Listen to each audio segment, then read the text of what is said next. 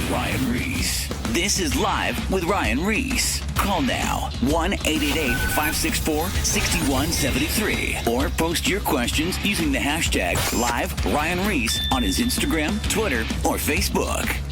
Yo, Prop, you know this guy right here? Justin Miller. He's a pastor out he's out in Florida, I think. You know that guy? Nah, dude. No? No. All right. He's saying he loves you, and he's you don't even know him. He better call you out to come out and My bad. play out there. Yeah, dude. Yeah, he's cool, man. I met him through Brian Jennings. I don't know if you know that dude. He does like a bunch of surf films. Yeah, I know that dude. You know Brian Jennings? Yeah. That guy's a wild man, huh? Rad. I just met him. He's so rad. Yeah, I've seen him around for many years, and then I just hung out with him. I met him through this guy, Justin, and that dude is off the hook. He's comedy, man. Yeah. And then I went to go see him. He's actually, he does movies, and he does evangelism, and he's just a super legit dude. So I'm going to let him know what's up. But hey, Prop, thanks for being on the show. What up, though? Got a lot of people listening in for you. What's up, man? I'm glad to be here. What do you want to tell everyone that's listening? Tell them, buckle up. Get some about coffee. to go down. It's going down. Well, man, we've known each other for a while, but we never actually got to, like, chill. Yeah. You know what I'm saying? Yeah. So, like, the last time I saw you the first time I think I seen you was out at JJ's church in New Mexico. Yeah. That's the At our first dad's time we, did a thing. We were on the Murder Your Flesh tour. Yep. And it was on our way back. It was on Halloween. Yep. Yeah, that was a kind of an interesting event. That was fun, dude. Yeah, that all these people coming around in their costumes, all these zombies during the show. Yeah. Yeah, that was a crash course, man, because I didn't know much. Also, I didn't know much about what you guys were doing, but it was definitely oh, these dudes we're cut from the same cloth, man. I like these guys. Yeah, 100%. But we didn't really actually know much what we were doing back then either. That's awesome. Yeah, we were just on tour, just letting people know that God changed our life. And then we came across you. And I remember JJ and even Sonny would talk about Humble Beasts and everything that you guys were doing. Yeah. And he'd always be bringing you guys up, but we never really crossed paths and got to do stuff together. So stoked to have you here, man. Yeah, man. It's going to be fun, man.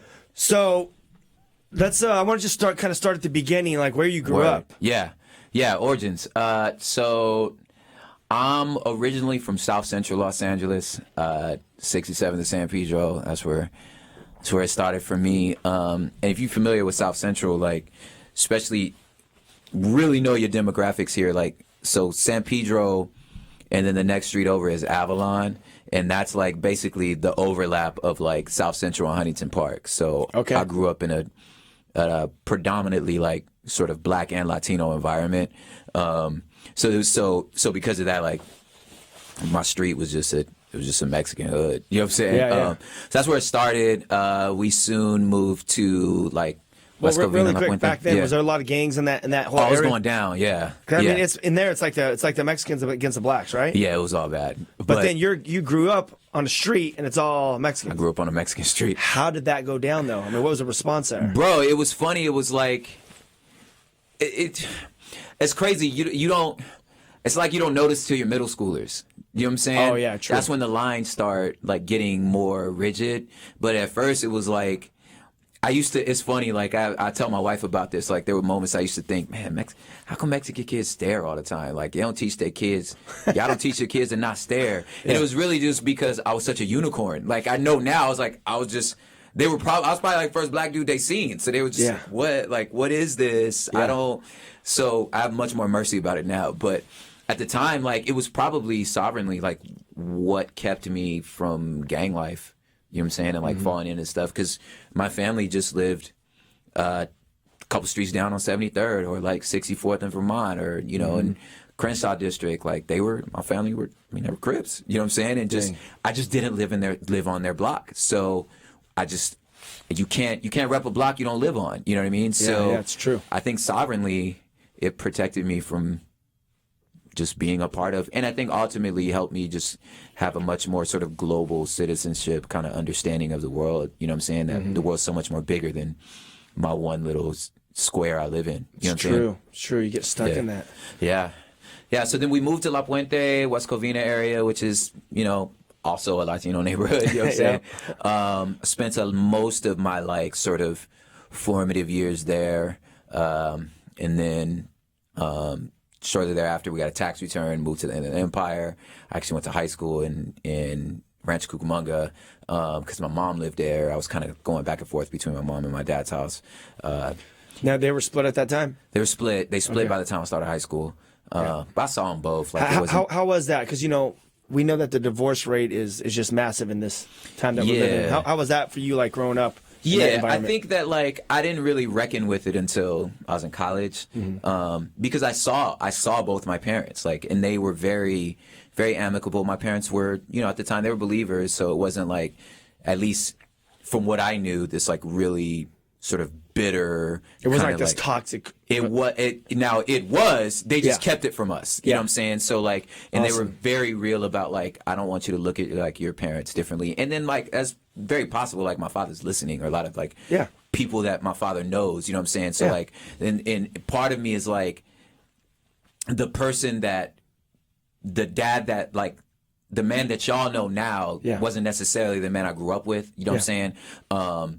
And he made a gang of mistakes like the rest of us. You know what I'm saying? All of us. But I saw him all the time. So I think because the fact that like I saw him all the time, it didn't hit me the way like a lot of kids, it may have hit a lot more kids. You know what I'm saying? But it wasn't until like I became a grown up and was like, you know what, Dad? Like, fool, you were wrong, homie. You know what I'm saying? Like, that I had to like really sort of reckon with all of that. But I mean, I always had a great relationship with both my parents. You know what I'm saying? Yeah, so a lot of kids don't have that luxury of actually seeing both of their parents. So it's a lot messier, but that's cool. So that helped. You know what I'm saying? And we were in like, another sort of like unfortunately unique situation is like we were in like just a really healtty church. Like when all this went down, like we were just in a great church, and I had a phenomenal youth group, and like, and we was hood kids, you know what I'm saying? Like my best friend in my youth group, I'm out him, like, we grown ups now, but like my best friend in my youth group was our neighborhood like weed pusher, you know what I'm saying? But like,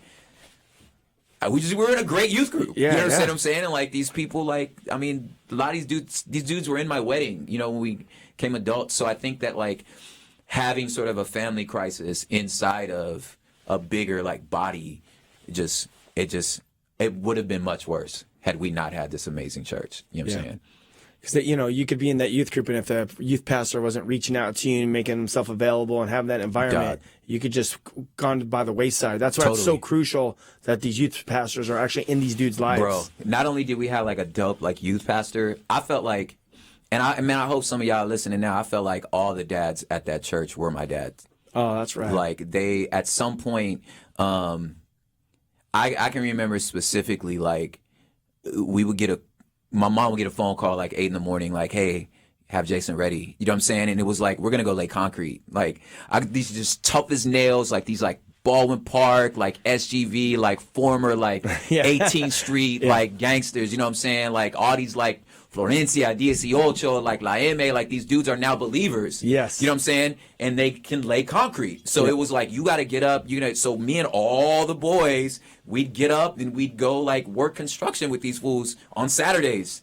You know what I'm saying? So I felt like, so even if we were out here running the streets, at some point you would run into one of these men. Yeah. You know what I'm saying? And they were like, what you doing on the street corner? And it's like, so I just had that around, and like, that was my church experience. Like, dude, that's amazing. It was super cool, and the older kids were like, they were skaters, you know what I'm saying? They were like in these like legendary graffiti crews. Like, so this is the type of like, I had like I think in some ways we were ahead of our time. Cause like we had there was a graph writing crew at my church.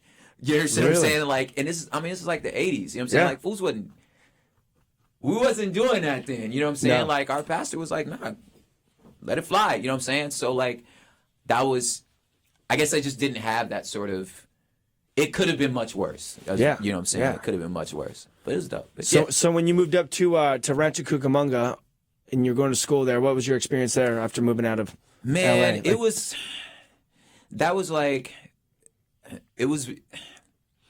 two sides of that story, right? There's a part of you that's like, damn, it's crazy. There's no helicopters in the sky. There's like stray dogs and birds, and there was like that part was like, this is a really nice house. that was sort of a culture, like a culture shock for me, you know what I'm saying? But then there was like the part that was, it's like Friday. It was totally like Friday. It was exactly like that, because we were not the only families that had the idea of like, we gonna get our kids out the hood, exactly. You know what I'm saying, and come to this nice neighborhood. So all these like LA kids, you know what I'm saying, landed in this neighborhood. So like it was still going down, but it was just fun. Well, your family from, you know what I'm saying, we meeting out there. You feel me? So like, and then juxtaposed to like, the affluent sort of like white community that was already there, like, and just kind of like.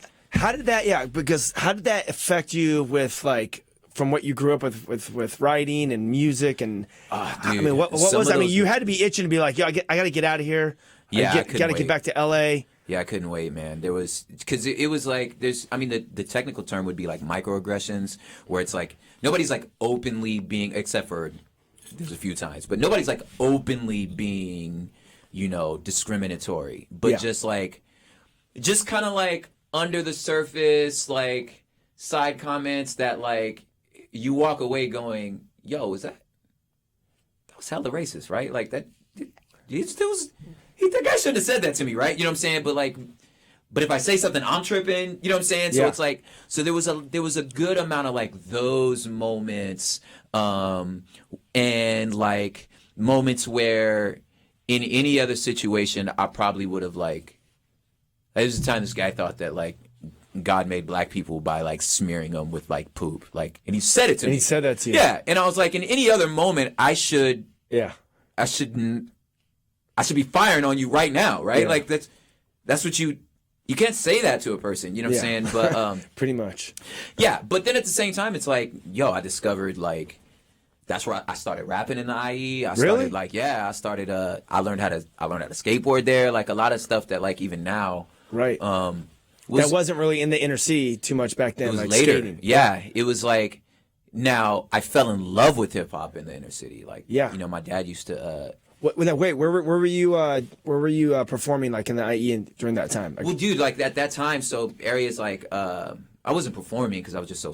We were too young, you know what I'm saying? So it was just like, we'd go over to like Etiwanda High or like, Upland or like Ontario, you know what I'm saying? Areas that are just a little different than Rancho Cucamonga, you know what I'm saying? Yeah. So we'd go over there. But I was still like, me and my cousins were like hopping the bus back to Crenshaw to go to like Project Load, you know what I'm saying? And Foundation was in Pomona, you know what I'm saying? And like, so I spent a lot of time. I remember Foundation. Yeah. I spent a lot of time there. And really, like, I think that like Pomona's where like, that's where I became a battle rapper. That's where I learned it. Like, that's really a lot of it happened in downtown Pomona for me. A lot of stuff birthed from there. A lot of stuff. That little area down there. That little strip, dude. That little strip right across from Glass House, man. Like, dude, is that crazy? What year was this when you were doing that? Like Foundation and all that? So this was 99, 2000. During that time. Yeah. Like Mike and Dim Lights, that's where he became a poet. Like all of that. Like second. Second. It was already Gary. popping down there. Yeah. That's where, and because at the time, it's funny, like the Glass House like went through so many different iterations, because I remember the Glass House is like super hip hop spot,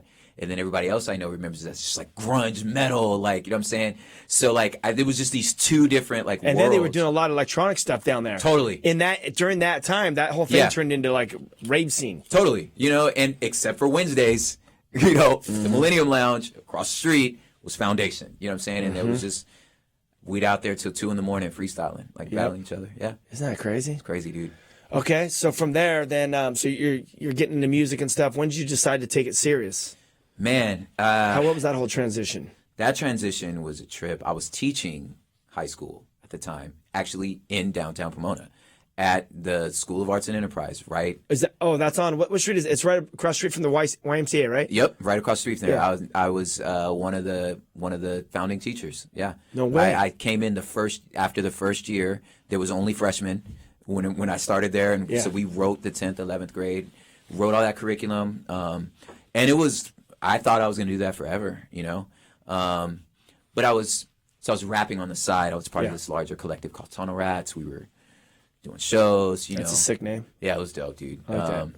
And I just think one day, like, the phone just started ringing. It's weird. It's like anybody that does music knows this. It's like you're eating, like, mayonnaise sandwiches for 10 years. Yeah. And then the phone rings. And you're like, I don't know the phone rang. You know what I'm saying? Yeah. That's kind of what happened. You know, I was teaching, I was great. And then they were making some like a few sort of administrative changes that kind of made me notice that this isn't as secure as I thought it was. Like you do that because it's secure. Like don't just go be a rapper. You know what I'm saying? Like, no, fool, finish college, get a job, which I did, you know.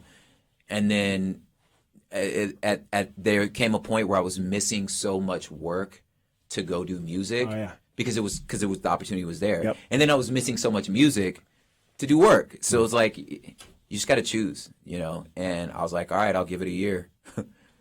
So how old are you at this point? I am at that point. Yeah. So I got my first record deal when I was 22, but I was still teaching. With? That was with Tooth and Nail. Oh, you did it? Really? Yeah, Tooth and Nail had a subsidiary called Up Rock. Okay. And it was a hip-hop, like, branch, right? Sick. Yeah, so this was 2005 or 6. No, 2006 was the last year that I was like, I think this is it. I think I'm going to do it. So at the end of that school year, I was like, okay, I don't think I'm coming back. And by this time, I put out like I said, I had that record with them. We did this other side project called Foot Soldiers. I got to rap on the Warped Tour. I was like, oh, really? You went on Warped Tour? I did like a few of the West Coast dates. Hey, it's all good. You're on the Warped Tour. Dude. Yeah, I mean, you can't. I was like, we did Smoke Out. We did Rock the Bells. Oh, sick. I did a tour with KRS-One. I went out with De La Soul. Like, so I had all these things like under my belt. Yeah. But was still getting up on Monday. You know Go, you know what I'm saying? Because none of these things were. I wasn't eating off of it. Like it was like you're getting your feet wet. You know what I'm saying? And then when I finally was like, okay, you're actually eating off music, you just go ahead and do it. So that's what I did. Yeah. All right. So it sounds like that was going well. When did you end up meeting your wife? Whew. That's a great story. So she was mutual friends with sort of friend group. Her college roommate was dating one of my like music friends. So she was around all the time. But at the time she was finishing UCLA. She was like about to get her master's. I'm like, no, she's an adult. You know what I'm saying? Like you're a grown up. So I just kind of like, but I was like, she's the finest girl I've ever met in my life, but you're completely out of like when people say out of your league, I'm like, my wife right now has a PhD in educational policy, and so she's literally out of my league. You know what I'm saying? Like, I'm not exaggerating. You know what I'm saying? So anyway, she was finishing that stuff up, and we're both in relationships at the time.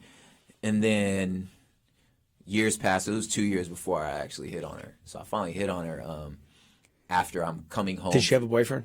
She did, but not at this time. At this time, I was like, man, I don't care. Because it was New Year's Eve. I just got off tour. The tour flopped, right? Oh, I got dumped on the tour for the guy I was touring with, right? You got dumped? On tour for the guy I was touring with. That is horrible. Right? And it's all great. We're all friends. Like, it's like they're married now. They got 3 kids. Like, you know what I'm saying? It's great, you know, but like, so I got dumped. It's good to laugh. Now, right? Back then, I was just like, my life's horrible. Yeah. I'm getting evicted out of our apartment. Oh my god. The apartment's flooded, right? My roommate's like, dude, I'm not staying. I'm out. So I'm just like, well, okay. So I'm $1,100 overdrawn in my account because only half the rent's been paid. You know what I'm saying? So that's happening. It's flooded. I'm losing. I lost this tour. I just got dumped. It's a New Year's Eve party. I'm just like, look, dude. What y'all? What I got to lose? What do I got to lose? Give me one. And I took that liquid courage. It was like, what's your name? You know what I'm saying? So I just straight hit on her that day and was like, it can't get worse. It can't get worse.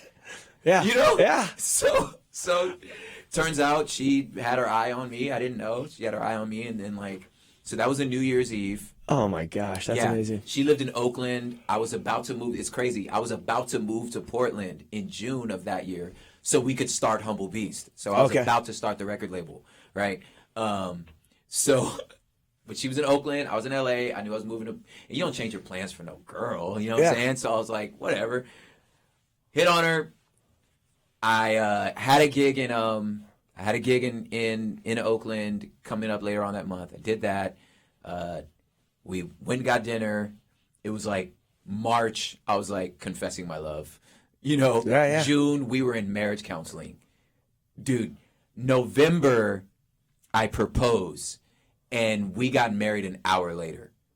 An hour later? An hour after I proposed. We got married on our lunch break. Where? Just go down the court? Oakland Courthouse. Yeah, that's it. Alameda Courthouse. Got married that day. We had a wedding a year later. Yeah. But it was like, she had a daughter, so my oldest daughter Yeah. was from a previous relationship for her, so it was like, can't be playing around, dude. I knew that the day I proposed, in a week, I was about to go to Russia for 2 weeks, because I had some shows in Russia. And I was like, nah, I'm not. We're doing this today. Yeah, smart. Yeah. Hey, I'm all about it. I did the same thing. I mean, I closed the deal extremely fast. Smart, man. Because once you know, it's like, you just I just don't know what I'm doing. I know I'm supposed to do this. I just don't know what I'm doing. That was our thing. It's like, I'm not going to marriage counseling to see if I should. Yeah. No, I'm going to marry her. I just don't know You what knew I'm she doing. was the one. Yeah.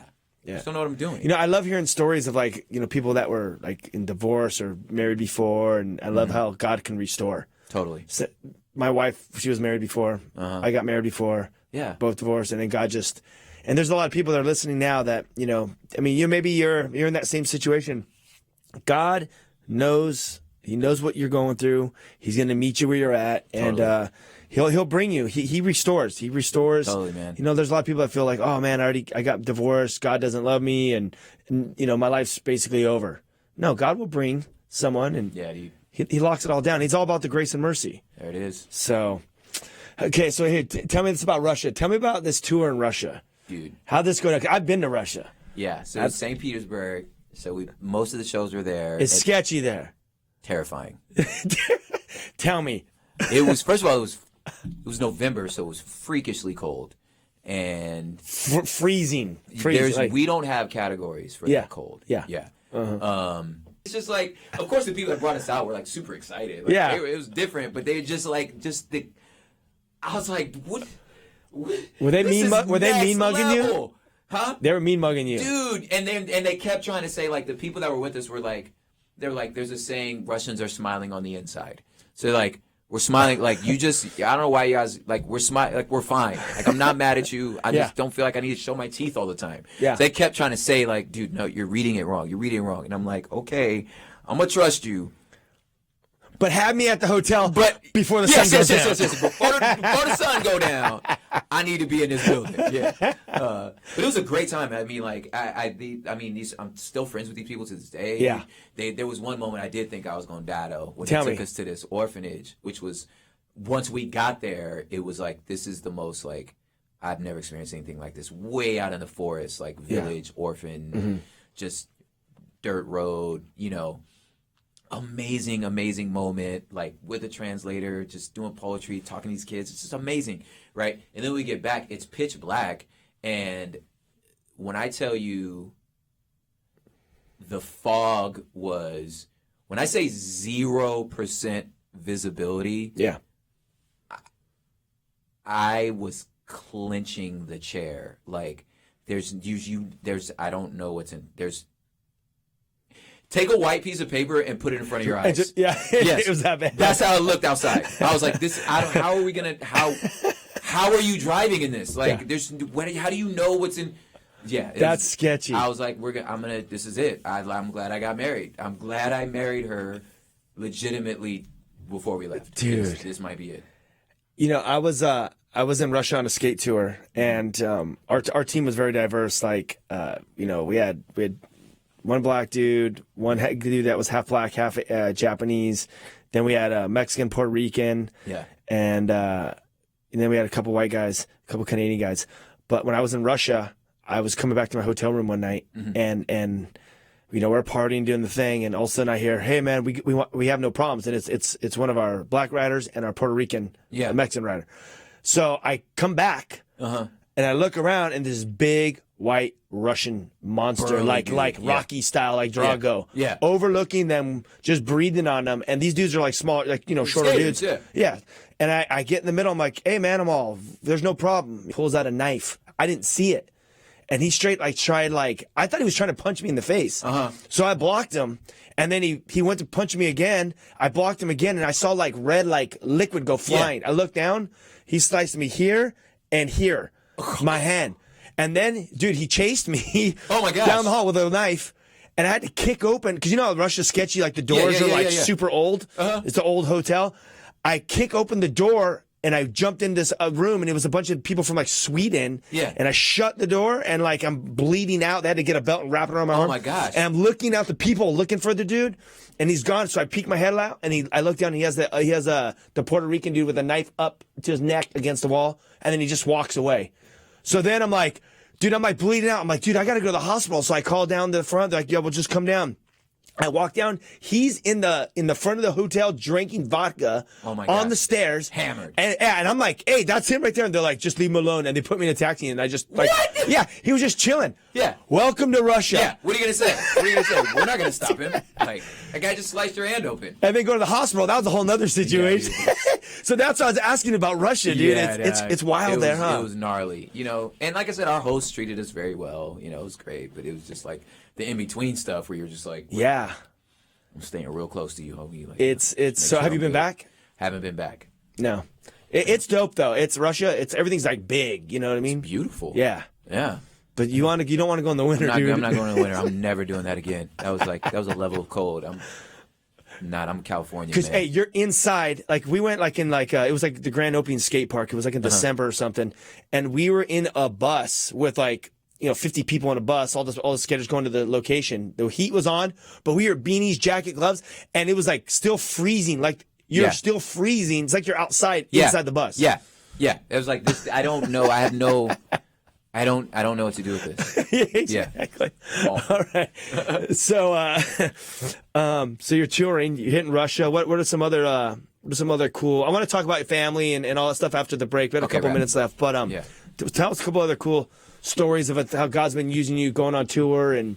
Dude, yeah, what are some cool things you've seen? Because you know your message is for the listeners, if you don't know, he does have an I Am Second film. He has actually 2 out. 2 of them, yeah. You can check that out. I Am Second Films. Go to YouTube, Google his name, Propaganda, I Am Second, and you'll see the 2 films. But basically, your message is hope, man. Like, I know you love God, you love people, and just tell us some cool stories while you've been on tour. Yeah, man. I think if I were to try to like sort of codify like sort of what I hear often. Most of the time, it's like, Prop, you make me feel like I'm not crazy. I don't know if that makes sense. And I think in a lot of ways, like, like I said, like cut from the same cloth. It's like I exist really much more in the fringes and in like sort of the side areas to where it's like, me and you, like we're off script. Like we don't use the recognizable talking points, like the shorthand of like, this is what a Christian is supposed to sound like. Like I don't speak that language. You know what I'm saying? That's a subculture that I'm just not a part of. Christianese. Yeah. You know what I'm saying? Like I just don't talk like that. You know what I'm saying? So because of that, a normal response is to sort of like, if your shorthand is unrecognizable, that means you're not safe. You're the outside. You know what I'm saying? So there's a whole world of people who are on that outside. Yeah. So then what I keep hearing from tour is like, I'm stepping into that space and going, you know what? Like, God, you've put to words what I've been trying to tell my family, my children, my pastors, my friends. You know what I'm saying? It's like you make me feel like there's a space for me, and that's for me one of the best like compliments. You know what I'm saying? I feel like I can get is like somehow or another I was able to articulate a guttural sort of yearning in your soul. You know what I'm saying? So those moments. Hey, I'm gonna have to put you on pause for 1 second because we're going to the break right now this second. Yeah. For all you listeners, we'll be back in 2 minutes with Propaganda. More Live with Ryan Ries coming up. Is everything all right? Call now 1-888-564-6173 or post your questions using the hashtag #LiveRyanReese on his Instagram, Twitter, or Facebook. I think I speak for the entire administration when I say whoop-de-doo.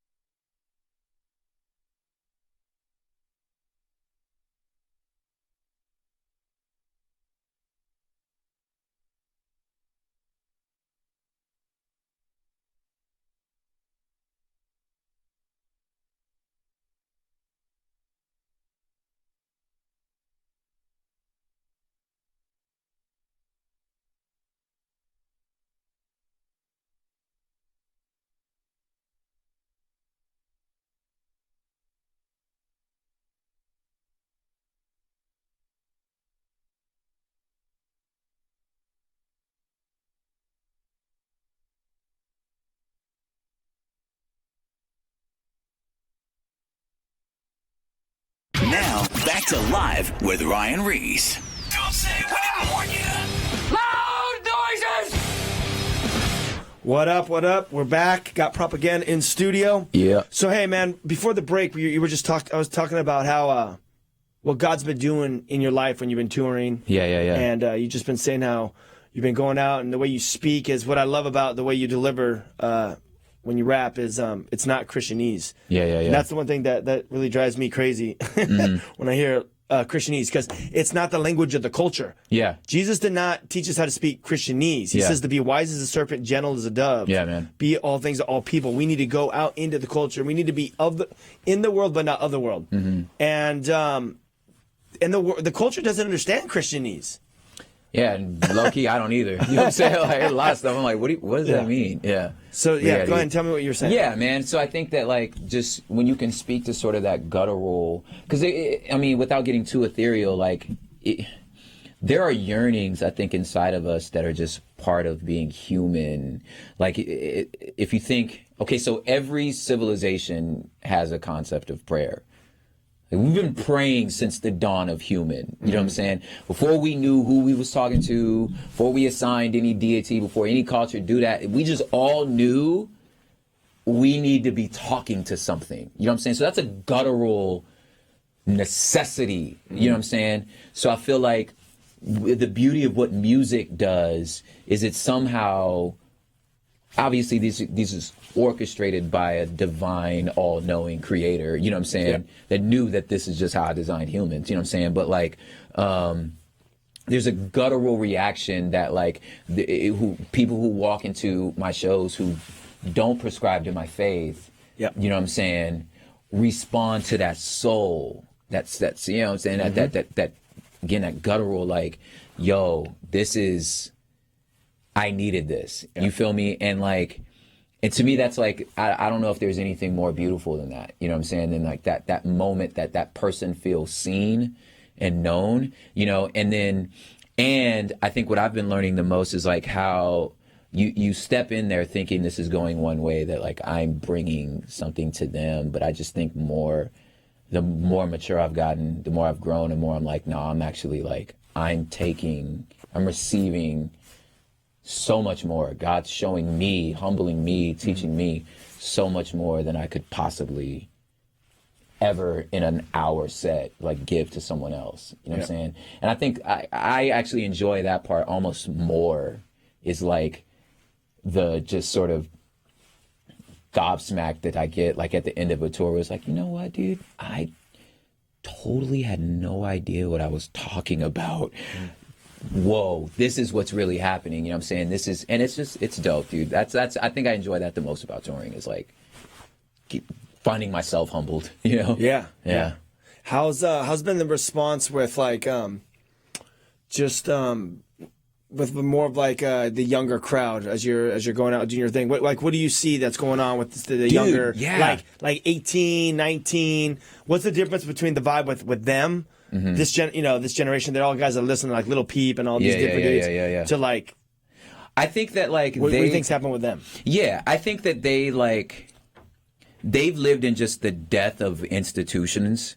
Just the fall of all institutions is what they know. So they just, if something is an institution, like an established thing, they're gonna, like, reject it. So, like, that's what streaming did. Like, streaming ended the music industry. Like, it ended the institution of it, right?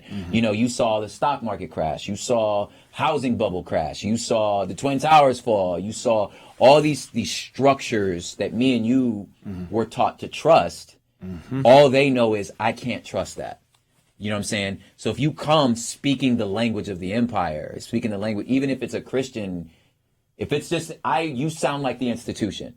So they're gonna, like, I'm not even trying to hear what you have to say. So what I found is, like, that's interesting. Yeah. So what I found with these younger dudes is, like, they first tune in because they go, okay, you don't sound like the empire. I'm not really. It's not mumble rap. You know what I'm saying? You're saying something. Yeah. And you're saying stuff that I know my parents are trying to tell me, but you don't sound like my parents. Yeah.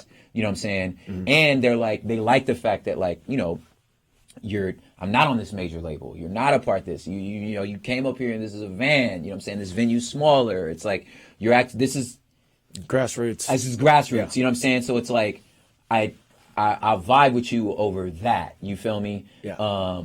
And of course, like, and I feel like in a lot of ways I can learn from them in the sense that like they have a better understanding of both and rather than either or. So they're like, well, no, I like this and that. Like, why do I have to choose? You know what I'm saying? Like, I like metal and rap. Like, I can't. What's wrong with liking them both? Hey, you know what I'm saying? That's actually, that's different than in our era. Yeah, you had to choose. You know what I'm saying? Not like anymore. Yeah. Everyone. I mean, you turn on their iPad or their phone and they're listening to everything. Yes, totally. And it's like, dude, like that's dope. You're right. Yeah. You're right. You know what I'm saying? So like, that's what I've seen. That's dope. So what are some other so you're married? I am. You got daughters. 2 of them. So tell me a little bit. Tell listeners about how tell the listeners about how it is being a dad. You want to be. You're a Christian. You're a dad. You're a husband. You're touring. Yeah, dude.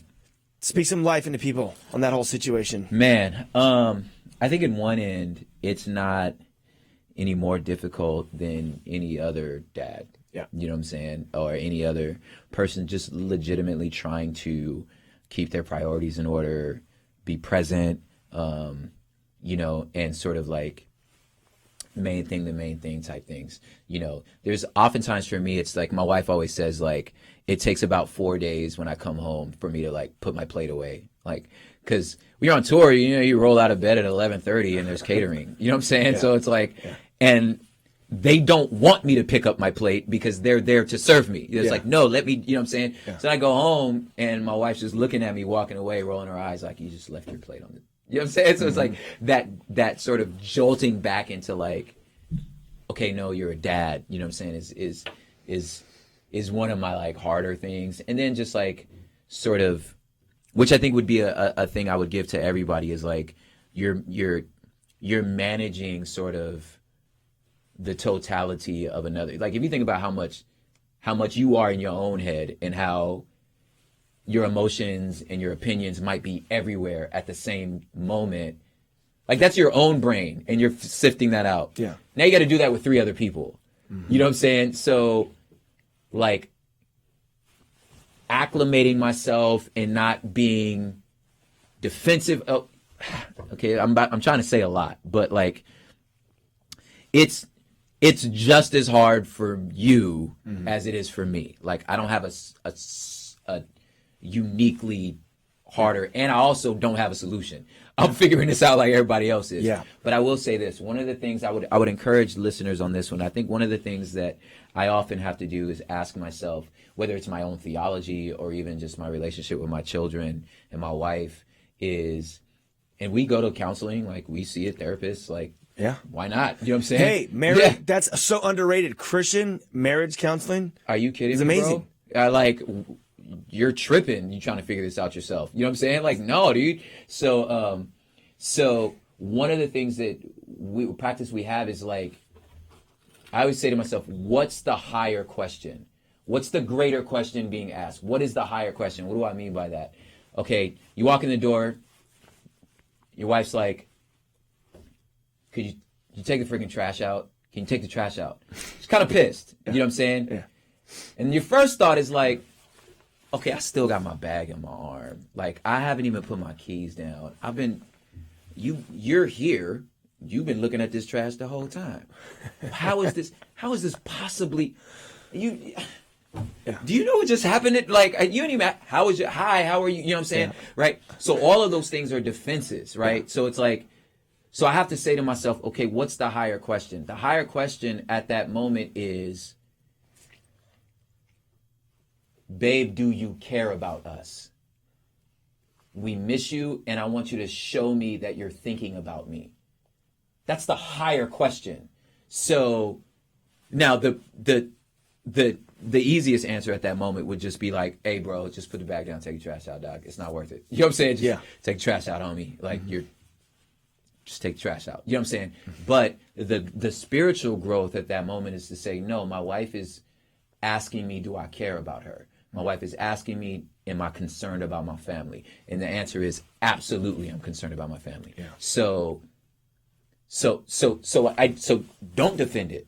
You know what I'm saying? So I think my encouragement to y'all, to anybody out there like in the same position, especially as a dad, is like, yo, like, always ask yourself the higher question. You know what I'm saying? Assume the best of your children. Assume the best of your wife. Your wife ain't trying to hurt your feelings. Yeah. She ain't trying. She's not trying to hurt you. And if she is, then y'all really need to go see a counselor, because you shouldn't be trying to hurt you. Like, she's not. I'm not in competition with you. We're on the same team. Like, so we don't talk like winning arguments. Like, you can't defeat a person on your team. Like, we're on the same team. You understand what I'm saying? Like, no, like, if you lose, we lose, right? So like when you think of things that way, like, think the best of her, think the best of your children. Your children just miss you. Like, they miss you. Like, that's why she's being a jerk, right? That's why your daughter's a jerk right now. She misses you. You know what I'm saying? And you ain't respond right. She's trying to tell you in her own 13-year-old way, like, I miss you. All you're saying is like, okay, so seriously, your pants you just wore today are seriously still in the middle of the floor right there. Like, I bought you the coolest possible dirty clothes hamper that you picked out yourself. You can't just, it's not even, it's 12 inches away from you. Just put it in with the rest of the, I don't understand why you can't put, you know what I'm saying? It's like, nah, bro, like, hey, baby, I love you. I missed you. How was your day? You know what I'm saying? Yeah. Like, I have to, for me, that's my, like, everyday, like, what's the higher question? What's the greater question? What's the greater question? And it's not, yo, I'm praying for you, homie. Like, I hope y'all praying for me, because propaganda messes this up often. You know what I mean? But it's so relatable just to even just other dads, fathers that are coming home from work. I mean, we travel, but I mean, a lot of people work many hours a day. Totally. And they get home and the kids are already asleep. Yeah. You know, I mean, we work at night, you know, so I see my kids during the day. Totally.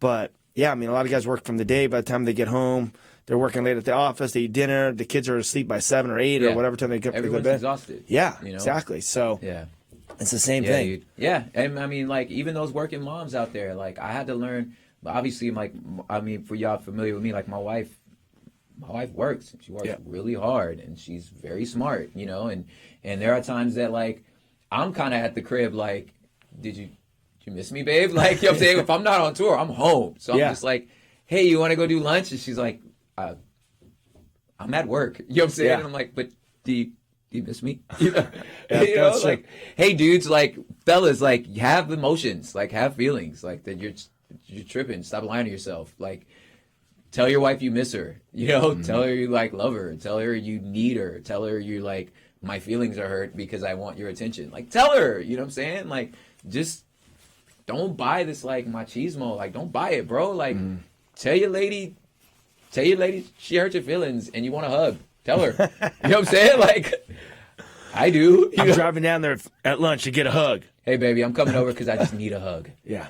Yeah. No, it's true. They need to know that. Yeah. Because we can get so caught up in our own world sometimes and you're just on the grind and just thinking about everything else, and then you just become a roommate. You know what I mean? Dude, my wife says that all the time. That's what you don't want. You don't want the roommate. Yeah. Like, hello? Yeah. I'm over here? Yeah. What? Yeah, totally. We're just business partners. Sucks. Dope. All right. So, I don't know. I think we have like almost 15 minutes left. All right. But tell me this: what are you up to now? What's going on? How can people find you? What were you touring? You just got off tour. You got a new album? Yeah. So I'm making a ton of music, a ton of poetry. I'm writing now. Really planning out 2019. We got a lot of surprises. I've had a lot of, like, sort of internal kind of management changes and stuff like that. So, like, this is going to be some really awesome rollouts. We have a podcast, me and my wife. I heard about that. What's the deal with Couch that? Podcast. So we're planning season 3 now. We'll most likely tour that next year. Super excited about that. That was probably, like, when I was doing the music tours, that was, like, the number one requested, like, tour the pod. And I'm like, y'all don't want no more. You don't want me to rap? You're hurting my feelings. No. But yeah, so we'll be touring the pod. We created some video content that'll be rolling out pretty soon. And just, like, really, like, a lot of the stuff we're dealing with now, and a lot of stuff I'm dealing with too, is really just, like, the nuance and the ambiguity that I feel like life and culture has sort of, like, almost in a lot of ways, like, forced us into, whereas I think it's, like, this is live, right? Yes. I'm just kidding. I think like, for example, I think we have a lot of ways of like our brains attempting to like create like shortcuts. So I think in a lot of ways we oversimplify a lot of things and look for easy bullet pointed like rules about things. And it's like, okay, if points A, B, and C are there, then I can get my brain around it. We just don't live in a world that allows for that. We never have, but more importantly, or now more recently, even the more like it's just your infrastructure can't work anymore, right? For example, like if I'll use the easy example of like cuss words, right? Let's just use that for an example, right? Cuss words are generally inappropriate, right? It's just because it's not meant for the moment, right? But if it was as easy as if speaking words of life, speaking the way that God has called us to speak was as easy as avoiding some vocabulary words, then anyone could do that. What God is calling you to is something so much more nuanced and so much more needing the Holy Spirit to accomplish, right? So like, for example, like I could refer to you, Ryan, by like your title, right? And maybe the words out of my mouth are appropriate, but if I know if I'm not affirming you or not, and if I'm not affirming you, I'm not. If I was just like, all right, radio host Ryan Ries, okay, you doing it, homie, you doing it, Ryan. Like this is profane speech. I just cursed at you. You know what I'm saying? And God's gonna hold me accountable for that. You feel me? That's a much more difficult thing than for me to not, say the F word. Like that's. Anyone cannot say the F word. You know what I'm saying? Yeah, that's interesting. So I think the type of stuff that I really want to get into is like those in between sort of nuanced things, these places in culture that I think that like Christians are forced to now think about. Like, what do you use the biggest example is like, what do you do? What do you do with a refugee? What do I do with that? Right? Well, your Savior was a refugee. Like, you know what I'm saying? Well, what do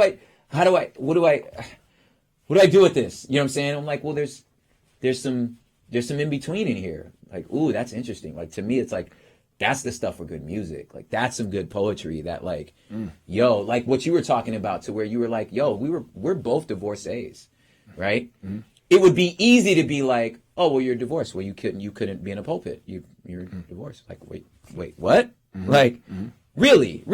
Tell me about that. Tell me what disqualifies Ryan from preaching from a pulpit. You know what I'm saying? So it's like we gotta really rethink about our rethink our infrastructures. That's interesting. Yeah. And that's the type of stuff that like for 2019, like that's the type of stuff I'm gonna talk about and kind of rap about and just kind of go there. So you'll be producing an album.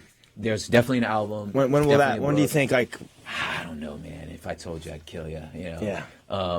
But we're like totally in the throes of it, like video content. Like I said, some poetry. I'm writing a gang of poetry. Probably a book coming. Yeah, I was gonna actually ask you that when I first saw you earlier today. Yeah. You don't have a book out yet? I have a book. It's a poetry book. Okay. But it's out of print, and we only did 3,000 copies. So sorry, guys. You missed it. No, I'm kidding. We'll run some more. It's on Amazon. Yes. $1,000 now. Yes. But we're making a new book. So do you have you're working on a new publisher? All that. New publisher. Everything, dope. Dude. Yeah. Yeah, man. We'll be rolling stuff out like pretty soon. You gotta definitely do a book. That'll open up. Definitely gotta do a book. More reach. Yeah. And it's so awesome. A book is like you're gonna be in front of so many more eyeballs of people that you would never even know. Totally. I mean, it's so funny. I was with Head, from Korn. Just saying it for the audience, but I was in Vegas and this old lady comes up. She's like, I'm talking like older, like in the 80s. She's like, Are you that guy from that band Korn? Yes. Yeah, Head. She like read his book. Yeah. And he's just the most loving human ever. So, it's like, we love you. They got a picture, but just like when your book goes out, it just reaches all young, old, just a massive audience. Yeah, it's so much more reach. I'm excited about it, man. Like I'm excited about the possibility of that, And I think like when I think about books, like I think more like Langston Hughes, like Tolkien, G.K. Chesterton. Like I think that more than just like professor, like preacher writing a book. You know what I'm saying? Yeah. So it's like it'll be very creative, a lot of poetry, a lot of like sort of nuanced kind of speech, but definitely gonna do it. I'm looking forward to that. Yeah, dude. That'll be sick. What about you, bro? Like, are you gonna? I am working on a book right now. Rad. Was I not supposed to ask that? No. Okay. Oh wait, are we live? Hey, we're totally live. Sorry, dude. Yeah, no. It's I totally read your book, man. I'm working on it, but I want it to be different. I don't want to, and it's not going to just be like my story. Mm-hmm. I want to just definitely empower and encourage people to live that life that they were created for. Yeah, there'll be stuff from my story, but I actually have an idea for 2 different books. Oh, well, then write them both. Yeah. So I want to. What I love about y'all, man, is it's the same as like I said, like just really my philosophy about like how I do like life, ministry, and business is like you can't be afraid. You can't be afraid of the grenade. Like throw the grenade. Yeah. Throw the grenade, blow it up. You know what I'm saying? Just like try something else. Yeah. If everybody's like, I'm the type of dude that's like, if everyone's going left, I'm like, I'm totally going right. I'm just gonna swing the other way. I'm not gonna try to like, if everybody's going this way, I'd have to be literally the fastest, strongest person going that way. I'm not. Mm-hmm. So I'm just going to go this way and be the only guy doing this. You know what I'm saying? Yeah. And just throw the grenade. And that's what I love about, like, even the station. You guys just throw the grenade. We're just going to do this. That's been the whole theme of everything we've ever done is just ever since the beginning, since the movement started, we went against the whole grain of everything. Yeah. And people are like, you can't do that. And we're like, okay. Really? Okay, well, we're going to just see what God clearly has given us a vision to do this, and he's given us little pieces at a time. So we just keep walking through doors. Totally. And I never thought I'd be doing a radio show. Yeah. God opened a door for this other station to call me and like, hey, we want you to do a radio show. I'm like, really? I'm like, I've never done a radio show. Well, we're going to give you the time. I'm like, all right, well, I'm going to start interviewing people. And then it just, as the time went on, getting all these cool people coming in and and now all some people love it and we're like, sick. What also helps that, like, you're cool. Oh, that's like, cool. Thanks, man. It wouldn't work if you were a jerk. Like, you know what I'm saying? It's like, oh, God, I got to go do this here. Nah, dude, like, helps you the homie. You know what I'm saying? Yeah. That's like, I mean that seriously. Like, you're thanks, just man. A cool dude, Right on. I've never, like, I've been in a bunch of backstages. I've been in a lot of green rooms. Mm-hmm. And there are those among us that really like themselves. Mm-hmm. You know what I'm saying? Mm-hmm. There are those among us, especially, like, in the Christian world that, like, I'm not trying to kill the magic, but we got 2 minutes left. Yeah. Okay, cool. I'm not trying to kill the magic, but don't assume that the Christian artist is a Christian. You know what I'm saying? Like that's an assumption, but when you meet somebody backstage that's like truly vibes, again, that soul connection, dude, you just know like that was real people. And I just appreciate it about you. Thanks, man. Yeah, man. That means a lot. Yeah, dude, for real. Yeah, I agree with you, not on me being cool, but the other stuff. All the other stuff. Yeah. No, but we're all going through it, and that's the one thing that I've always loved to do is just kind of meet with people, connect with people, and just those cool people that I come across. Yeah, dude. I like to connect myself with them because we're all in it together, and we got to posse up to if we're gonna change the world, there has to be a lot of us to go do it. Yeah, dude.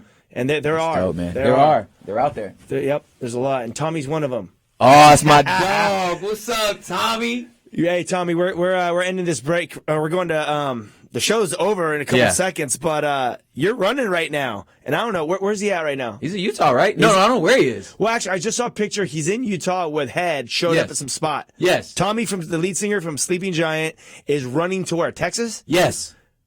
He's running to Texas. Okay, so I guess we have 2 minutes left now. So here, tell me a little bit about Tommy. What's going on? Where he's at right now? So Tommy's doing this like super rad thing for like sex trafficking, right? Yes. Like, so I think he's doing like some like raise awareness, like he's raising money to do houses. To do houses for these girls. And Tommy is in like Sleeping Giant, like hardcore.